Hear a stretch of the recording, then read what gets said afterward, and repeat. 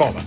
Què tal, com esteu? Ens acompanya una antropòloga social i cultural amb la qual parlem dels problemes que tenen els joves per trobar la seva sortida laboral. Arlet Casas, què tal, com estàs? Benvinguda a la cova. Hola, bona tarda, moltes gràcies per convidar-me. Bé, comencem preguntant-te en quin moment decideixes entrar a la Universitat de Barcelona per estudiar antropologia? Doncs jo vaig decidir estudiar antropologia quan estava vivint a Londres. Vaig fer una estada a Londres entre el batxillerat i primera carrera i allà principalment no vaig decidir estudiar a la Universitat de Barcelona, sinó que l'antropologia només està a carreres públiques, a institucions públiques, llavors jo no podia estudiar antropologia a Bat Oliva. Llavors m'havia de cenyir entre o la UB o l'Autònoma i jo per coses personals, per on visqui i tot això, doncs m'anava millor la Universitat de Barcelona i decideixo estudiar antropologia bàsicament perquè quan vaig acabar batxillerat vaig saber que no volia tocar els números, o sigui, no volia res de números, no volia res de lletres pures i era una persona que estava molt interessada en tots els aspectes socials, en tot el que passava. Jo una mica mirava molt les notícies, era molt curiosa, llavors jo sabia que era l'antropologia pel batxillerat, però ho havíem tocat molt poc i jo vaig començar a pensar, vale, doncs fem sociologia, però vaig començar a veure que hi havia números, hi havia estadística i vaig dir no, i amb la persona amb la que estava vivint a Londres em va dir, i antropologia? I durant aquells mesos doncs, vaig estar llegint textos, buscant, no sé què, i vaig dir, bueno, doncs encaixa. Ja ho intento, ho provo, si m'agrada bé i si no, doncs mira, canviem i anem cap a un altre camí. Clar, quina diferència hi ha entre antropologia i sociologia? Més enllà dels números que ha quedat bastant clar que et genera una fòbia, fins i tot, que s'hauria de tractar. Bàsicament, varien moltes coses, els objectes d'estudis no són els mateixos, però bàsicament és el mètode que utilitzem. O sigui, són dues disciplines que l'antropologia s'utilitza a tot allò que és qualitatiu i a la sociologia tot allò que és quantitatiu. O sigui, a l'antropologia és raro utilitzar estadístiques, per exemple. Hosti. Clar, i la diferència que hi ha entre l'antropologia social i la cultural, vull dir, arriba un punt que potser es toquen o... Sí, es freguen constantment, però és veritat que, doncs, l'antropologia cultural fa èmfasis en el que és la cultura, com per exemple pot ser la mitologia, la religió i molts altres aspectes, i l'antropologia social fa èmfasis en com ens estructurem socialment. Com, per exemple, potser més temes econòmics, polítics, etc. Ara et faré una pregunta que segurament potser te la fas tu mateix en moltes ocasions, que és quines sortides professionals té l'antropologia? Sí. I t'ho dic, jo vinc del món de les lletres i et dic que de sortides, bueno, he acabat fent anava cap aquí el camí, vaig anar cap allà. No d'allò. En el vostre cas... No hi ha persona que m'hagi preguntat què estudies i que després m'hagi fet aquesta pregunta. És veritat que amb l'antropologia hi ha sortides socials, jo crec, i crec, t'ho dic perquè acabo d'acabar la carrera, llavors encara no he treballat d'això, però sí que tinc esperança en que sí que podré treballar de l'antropologia. A l'antropologia el que passa és que està una mica a tot arreu. Llavors sempre pots acabar encabint en qualsevol aspecte. Per exemple, pots fer relacions interculturals, pots ser mediador, pots ser tècnic en un ajuntament, per exemple. Pots fer moltes coses relacionades amb el patrimoni. Gestor del patrimoni, tècnic, gestor dinamitzador cultural. Pots treballar com a docent, que això és una via que jo crec que bastanta gent tenim al cap, perquè al final pots fer educació secundària, llavors, doncs, és com una via fàcil, per dir-ho d'alguna manera. Pots fer recerca aplicada, investigació, que és una cosa que no faré perquè potser no és el que més m'interessa i també perquè les condicions laborals que et donen són pèssimes. Perquè no hi ha subvenció, no val la pena. O a mi no em val la pena, per exemple. Sí. Home, jo t'he de dir per experiència, t'ho dic que jo ja tinc 33 i fa 10 anys de quan tenia la teva edat, que ara et ve i us ve una etapa als que acabeu de ser llicenciats molt complicada perquè et demanaran experiència, et demanaran credencials, et demanaran que facis més hores de les que pertoca, et donaran unes condicions precàries. Lo dels màsters és un tema a part que jo espero que algun dia hi hagi una revolta i tornem a cremar els carrers com Orquinaona, perquè literalment és, i ho dic sense cap mena d'embuts, és una estafa d'una manera, de fet, indissimulada. O sigui, el fet amb el qual a tu et volen allargar el cicle educatiu perquè com més tard entris al món professional puguis fer amb una pseudo bones condicions, és terrible. O sigui, jo recomano a tothom que pugui que no faci un màster i se'n vagi un any a fora, si pot, que li aprovarà molt millor que no pas estar tancat a una aula, a més amb especialistes que són els mateixos que t'han fet les classes en els darrers anys. I també passa que hi ha màsters que no et permeten treballar, per exemple, i no treballar als 23, als 24, als 25 anys és condemnar-te a quedar-te a casa. Hi ha moltes situacions que et porten a, de vegades, no voler fer un màster, però saps que a la llarga has de passar una mica pel tubo, per dir-ho d'una manera, encara que quedi fatal, i si et vols especialitzar i si vols acabar treballant del que has estudiat i més en carreres socials, doncs és un tràmit que acceptem de vegades i que ens el mengem, bàsicament. Ara que entrem dins el comentant, el sistema educatiu català, tu creus que aquest sistema ens prepara una mica per trobar la nostra vocació? Crec que hi ha casos i casos. O sigui, crec que hi ha gent que, per exemple, jo tinc amigues que des que eren molt petites deien jo vull ser educadora social i ja han estat educadores socials. Però sí que és veritat que ja la principal dificultat és que et fan escollir a què et dedicaràs gairebé tota la vida segurament amb una edat molt jove. O sigui, amb 16, 17, 18 anys ja et comences a especialitzar. És que a l'ESO ja et fan triar assignatures sobre si vols fer lletres o vols fer ciències. Exacte. Llavors, fer passar per aquesta situació a un nano o a un nen tan petits ho dificulta perquè ets una persona que no tens els gustos sòlids. No coneixes moltes carreres. O sigui, jo quan em vaig apuntar a antropologia m'apuntava com una mica de puntetes, de veure què em trobo, si m'agradarà o no. I hi ha moltes carreres, o sigui, n'hi ha moltíssimes. No tens els teus gustos solidificats, llavors no saps a què et dedicaràs tota la vida. De qual, sí. I sí, això.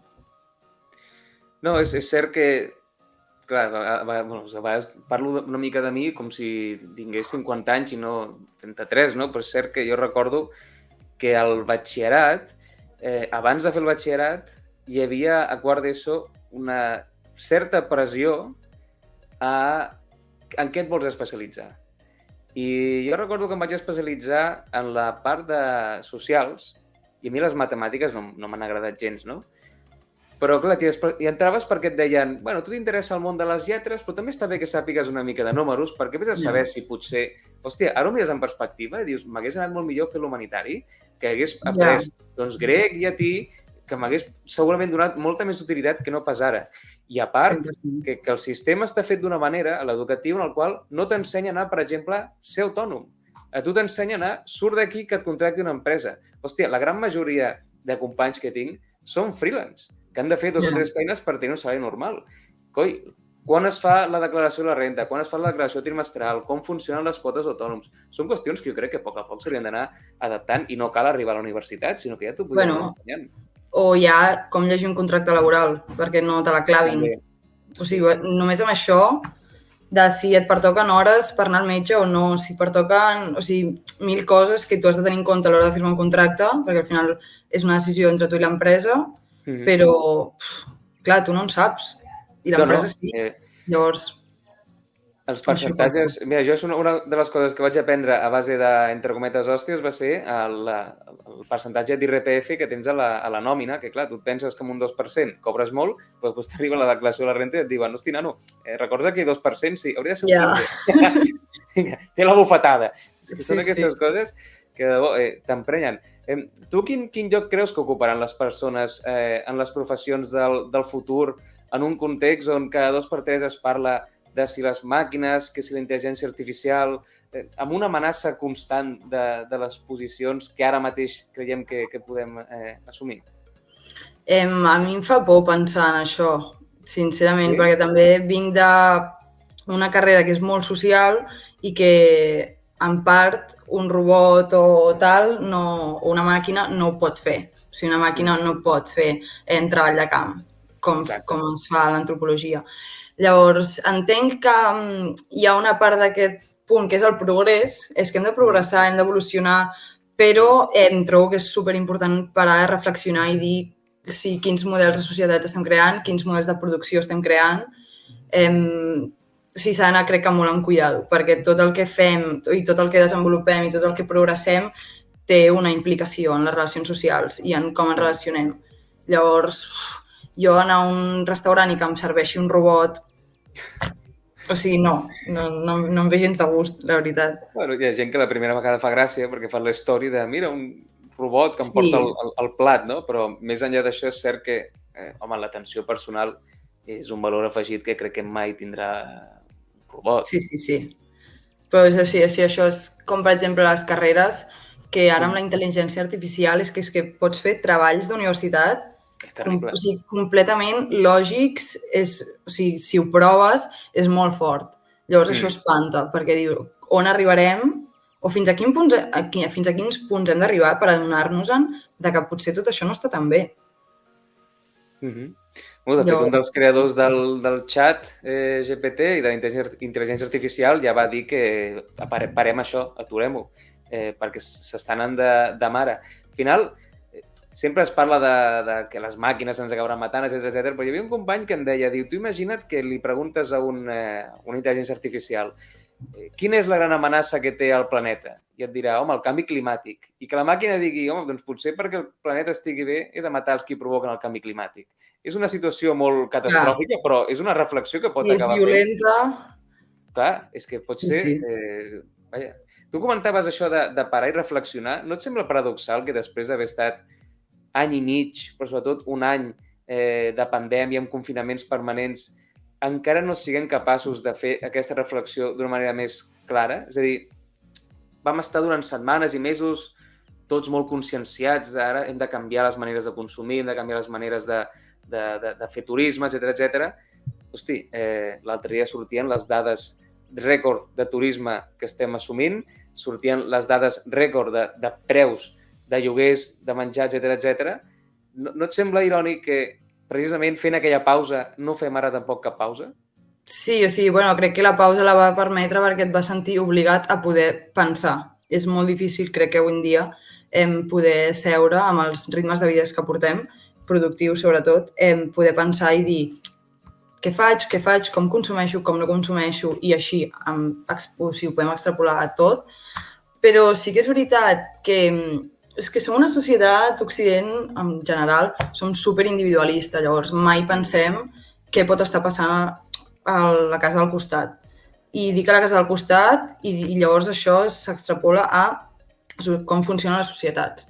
Ens fem mal entre nosaltres, però sobretot ens fan mal la gent que té diners, la gent que té poder, la gent que mou el món, però si els diners mouen el món i fins que no es creïn organismes que sancionin totes aquestes conductes de canvi climàtic, d'abusos de poder, de racisme, o sigui, de mil coses, no canviarem. O sigui, el canvi no és individual d'una persona que pensi uau, estic fent malament, doncs no compraré a grans superfícies i compraré a nivell local, que està superbé, però és que si no el fem tots de forma massiva, no...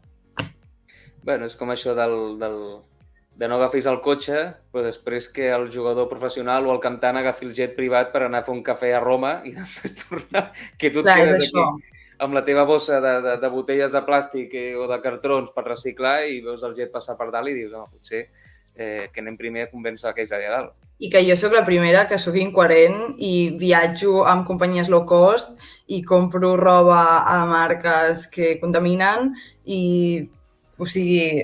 Segur? Sí, però sí que és veritat que almenys soc capaç de poder fer una mica de reflexió i adonar-me'n que tinc accions que repercuteixen de forma negativa als altres, sobretot a les classes més baixes. Per no allargar-ho gaire més amb aquestes reflexions que estem fent sobre com canviar el planeta, volia preguntar-te sobre la revolució digital verda i social. Tu em sabries explicar què és? És que jo l'entenc com una revolució supernova en què hi ha coses superpositives dels tres àmbits, com tant digital, verda i social, molt positiva i molt negativa. Perquè, per exemple, la revolució digital em fa por, perquè sí que és veritat que està superbé sortir de tot allò analògic que vam viure els nostres pares, tal, però és el que deia abans, fa molta por pensar en les formes en què ens estem desenvolupant de forma digital.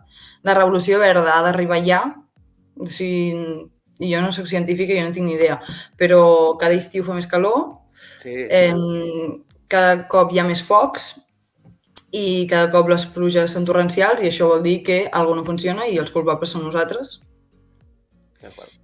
I la revolució social, no sé què dir-te. De vegades, llegint amb antropologia costa perquè agafes molta confiança amb el fet social de que les persones podem canviar el món, tararà, però després veus coses, sobretot a internet, que dius és que ens n'anem a la merda. Bueno, sí. O sigui, no hi ha per on agafar-ho, saps? I a la base de tot això és l'educació. I si des de les escoles públiques no ajudem a que tots pensem d'una forma igual i positiva i que no sigui desigual, totes aquestes revolucions és que no tenen sentit. Clar, és que amb la reflexió que em fas m'aboca a preguntar-te sobre aquest creixement, sentiment d'ansietat que tenen molts joves quan precisament veuen els entorns digitals, verds, socials, etc., veuen com totes les estructures s'estan enfonsant, hi ha una certa desídia, al final, no? Per governs, institucions i tal, i que a vegades, quan es parla d'aquesta ansietat que senten moltes noves generacions, moltes lectures són, cristalitos, no? Són gent dèbil, que no entén de què va la vida, però és una realitat que hi ha aquesta ansietat. Jo crec que cada generació ha tingut el seu què. Vull dir, jo què sé, jo ara parlo amb els meus pares, és que vull marxar de casa. Nosaltres també ens va costar, els lloguers també eren molt cars. O sigui, cada generació passa per les seves coses. Però sí que és veritat que crec que el que a nosaltres ens ajunta més és el canvi climàtic. Més que una desigualtat de que l'atur està molt alt, que l'atur juvenil és molt alt. Tot això jo crec que, o almenys a mi personalment, el que m'implica més el canvi climàtic, perquè jo em plantejo coses sèries de la meva vida, de com jo viuré en els pròxims 30, 40, 50 anys, i jo, per exemple, penso, he de tenir fills, si no podran viure en un... Saps? Tal qual. No sé si val la pena. Que potser sí que els vull tenir, no ho sé, però... Ja, no, però el plantejament ja te'l fas. O jo almenys m'ho plantejo, de dir, és que els pols es desfan, la calor augmenta. No sé si vull portar persones així al món, la veritat. I no sé si tindré els recursos per fer-ho, perquè els salaris són superbaixos, els lloguers són superalts, el menjar no para de pujar i... No és exactament la paraula pressió, però és cert que a partir dels 30, sobretot a les noies, ja comenceu a sentir una mica com aquell contrarrellotge, no?